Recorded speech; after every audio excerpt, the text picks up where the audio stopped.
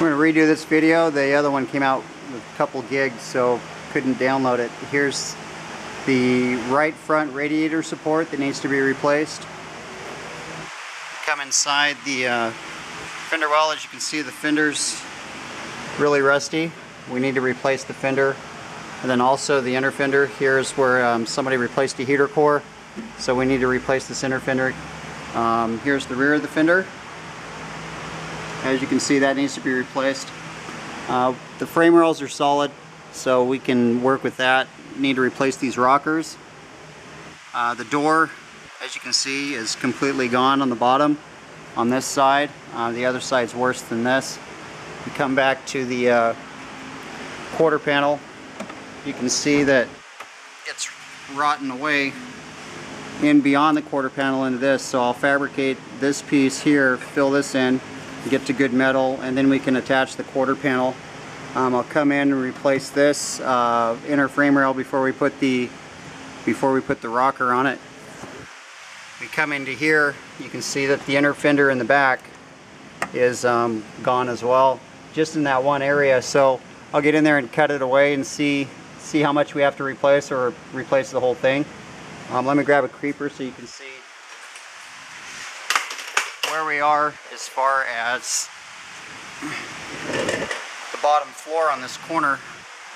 You can see the seat belt support is all but gone. And then we've got just surface rust that needs to be cleaned up. I don't think it's anything that's through.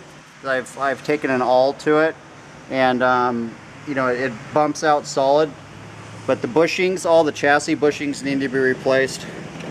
As you can see here, we need to replace that. There's one up here, as you can see, it's completely gone. So you can see the bottom of the fender here, the rocker here. Come back to the rear of the car, you can see the rear quarter is gone, so definitely need to replace that. The rear trunk panel, bumper panel, whatever you want to call it, needs to be replaced as well.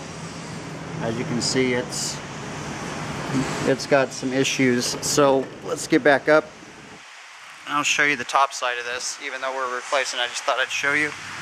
You can see the rust on that back panel there. There's also this whole channel here that needs to be replaced. This is part of that same panel, so we can get rid of that. Coming around to the left side, you can see that we've got issues here and issues here. We have the same issue on the other side here. Not as bad, but with all the undercoating that's on there, once we clean it away, we'll have to see what's going on. As you can see, we've got some issues here, so we're going to need to look at that. At some point in time, this thing's had a frame panel patch, so we probably ought to look and see what's going on there, because you know, that's a structural part of the car, so we'll take a look at that. Here's the door. Like I said, it was, you know, well, a lot worse than the other side, so we definitely need to get some doors. There's a fender. You can see that they riveted this piece in place and then just foil taped and bonded the rest. It's really sad that people do that kind of stuff, but I've seen it on several cars that's come through the shop. The left front inner fender is fine, so that's not a problem. Just all the salt that builds up gets on the right side of the road from drainage and really eats the right side of the car up. So that's about it on this car. As you can see, the radiator support's okay there. We just need to replace this bottom piece. I'm hoping that we can buy just that panel and take care of that. So that's about it.